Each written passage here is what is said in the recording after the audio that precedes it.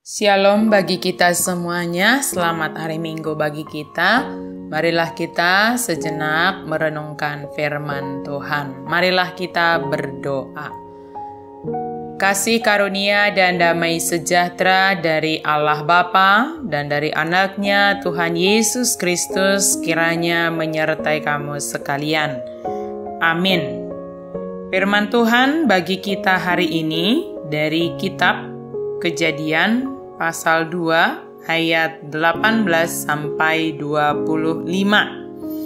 Kita boleh membacanya yang mengenai tentang setara di hadapan Tuhan. Firman Tuhan ini berbicara tentang bagaimana antara perempuan dan laki-laki setara di hadapan Tuhan. Kita telah dibekali oleh epistel kita yang menyatakan bahwa laki-laki dan perempuan itu sama-sama berasal dari Allah.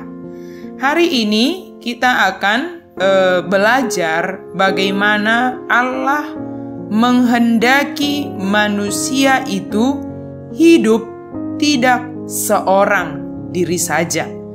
Allah tidak menghendaki manusia seorang diri saja. Sejak penciptaan telah dinyatakan kepada kita bahwa kehendak Allah adalah bagaimana kita hidup bersama dengan orang di sekitar kita saja. Dengan pengantar, tidak baik kalau manusia itu seorang diri saja. Ketidakbaikan dalam Kejadian pasal 2 ini diawali bukan karena melakukan kejahatan, melainkan ketidakbaikan itu diawali jika manusia itu seorang diri saja, hidup hanya untuk dirinya saja. Allah menghendaki manusia memiliki sesama dalam mengelola ciptaan Tuhan ini. Allah mengadakan manusia itu menjadi makhluk sosial yang dapat menjalani seluruh tanggung jawabnya melalui keberadaannya dengan sesamanya.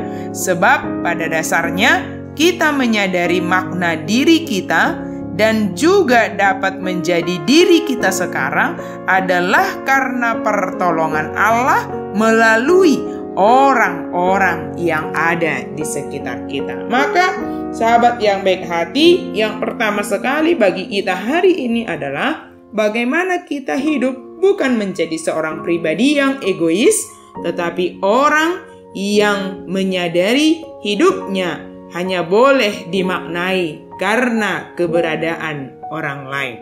Kemudian yang kedua, dikatakan bagi kita penolong yang sepadan sebagai rancangan Allah.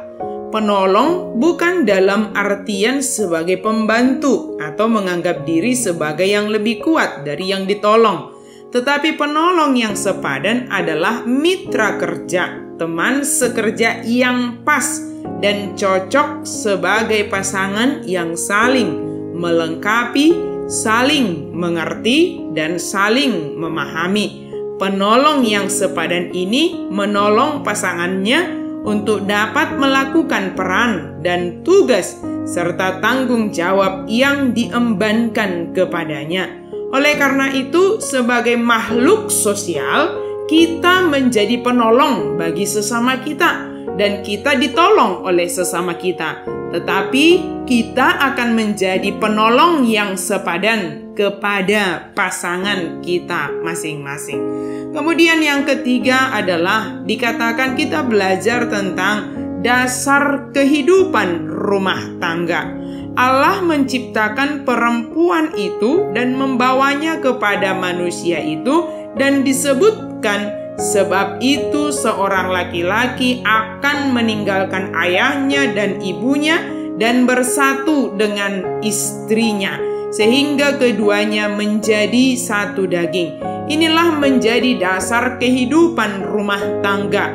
Allah yang menciptakan, Allah yang membawa, dan Allah yang mempersatukan. Benar, manusia itu sebagai makhluk sosial yang tidak hidup hanya untuk dirinya sendiri, tetapi untuk semakin memaknai kehidupan bersama tersebut, maka Allah mewujudkannya dan menetapkannya dalam kehidupan rumah tangga.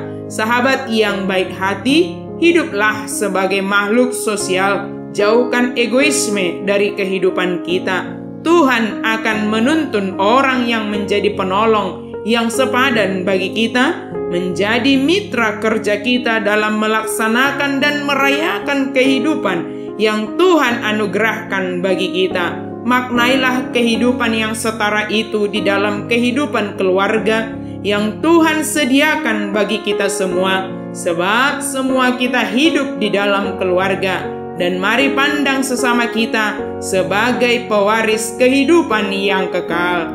Tuhan memberkati kita. Amin. Marilah kita berdoa.